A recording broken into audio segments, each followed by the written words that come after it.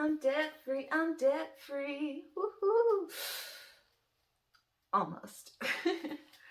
Welcome to my channel. My name is Elise Kim. I am here today to describe my debt journey to you.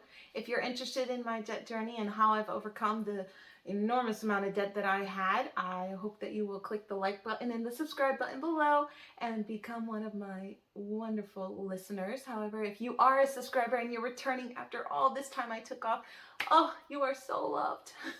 Thank you so much for keeping up with me and checking in, and I hope to return the favor with some interesting news. So let's get started. In April 2019, I started this YouTube channel, and I was going to document my getting out of debt life, and as well as all the budgeting that I was going to do and any finance issues that I was going to go and overcome. However, I also was getting married at that time, and I immediately got pregnant. So I started my channel, and then I flopped and disappeared. And so where are we? I was $77,000 in debt at that point. Where are we today? Let me tell you. After getting married, I did incur some debt, and my husband and I used the proceeds from our wedding gifts to go ahead and pay off those. And we also were able to pay off some of our other debt. Let me list out the debt that I had for you. Okay, I had 6 different forms of debt. I had 2 school loans. One was federal, one was private. That came up to about $30,000. Okay, then I had 2 car notes, and that also was about 37. I had a Jared card, which is under 1,000. Some IRS taxes due from back taxes, which was 3,500, and then I also had credit card debt. Okay, and that was quite a bit in there. All right, so in total I had about $77,000 in debt. And when I looked at it in April, I was determined. My husband and I were going to be able to pay off this debt and be financially free by 2021. Was it? No, 2022. Okay. And so I had a goal. Every month I would put $500 a month away and snowball it towards debt. I would pay off my lowest debts first, and then I would grow, and get bigger and pay them off.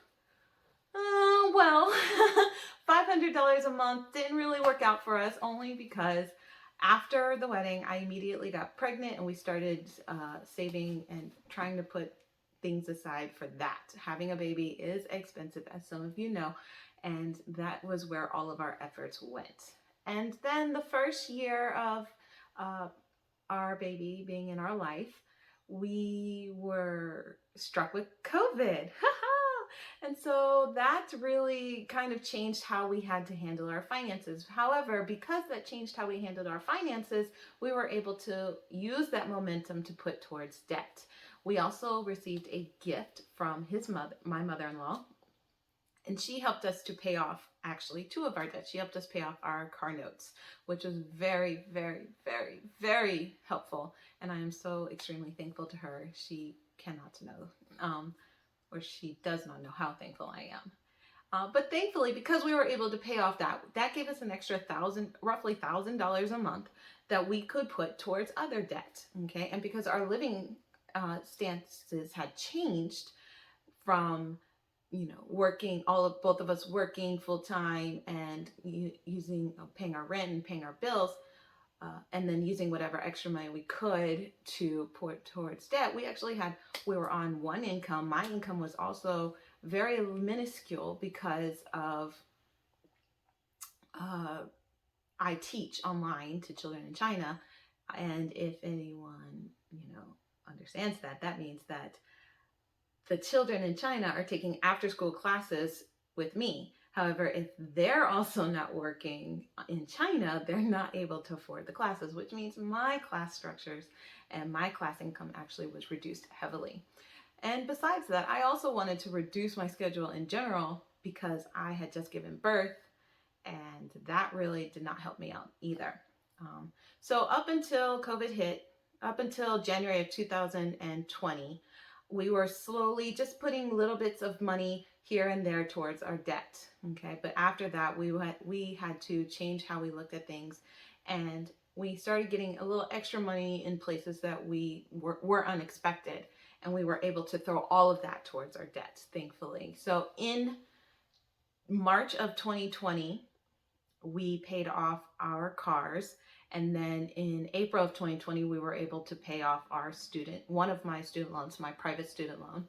And then after that, we had credit card debts, which we've been putting more and more money towards credit card debt, on and off. We use our credit cards. We don't believe in not using our credit cards. We like to build our credit, but we are firm standards on making sure that we have enough to pay off each month, which we have done. We've never carried a balance over on our credit cards. The only time that has happened is when when I forgot to pay maybe once or twice on time, but that never lasted very long. The interest was minuscule, if that, because it was never a big balance.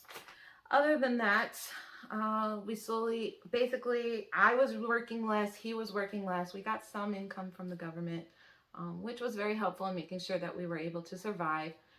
And in November of 2020, I got a new job. I decided to work as a loan signing agent, and that not instantly, it was like there was a training period and some time, but as soon as I was able to get in, I was able to boost our income wonderfully, and so massively.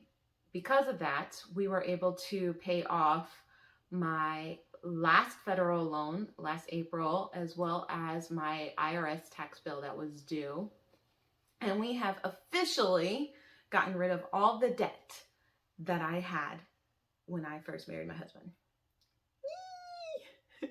Now, when I say almost debt-free, there is still one caveat to this whole thing.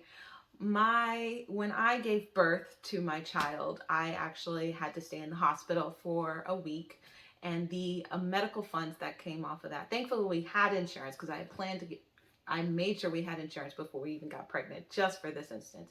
However, I did not think it through, and I had the worst insurance I could have. And we still had about $8,000, so we spent $8,000 total for my hospital stay and my birth of my child. So that, unfortunately, we have put into an account. It's kind of similar to my Jared account. If any of you watched my previous video, it's there, and they have a set time limit to pay it off, but there's no interest accrued. Okay, and by the time if that time period is up, everything will be paid. So there's no interest accrued at all, which is great. And so my husband and I have actually been thinking about this. At this point, where do we go? Okay, we've paid off all our interest debt, and so we're just left with this last hospital bill. And I could actually pay that off right now. Can I pay it off right now? Right now is a stretch. I could pay it off by the end of this month for sure. But what we want to do is get a home, and we want to build our emergency savings. And we're looking at it right now that if we, instead of paying that off, if we go ahead and put money aside into our savings, build our savings, we want to do a $27,000 saving emergency fund. And then we want to start putting money away for our home. Our plan is to purchase a home in 2 years. So all the money that we're getting now, we'll go straight to those savings. Okay. And then that $7,000 that is left, that, since it's not hurting us, it's not on any credit report either. It's just being monthly billed every month, everything, no interest, no credit issues. We're just going to continue to pay that off as it is. Okay. And as a line item in our budget, it doesn't hurt us total. It's only $120 a month. It's really simple. So we're just going to keep paying that off, and then just throw all of our money at our savings, and hope we can build a massive amount, so that when we go to get a home in 2023, we have enough.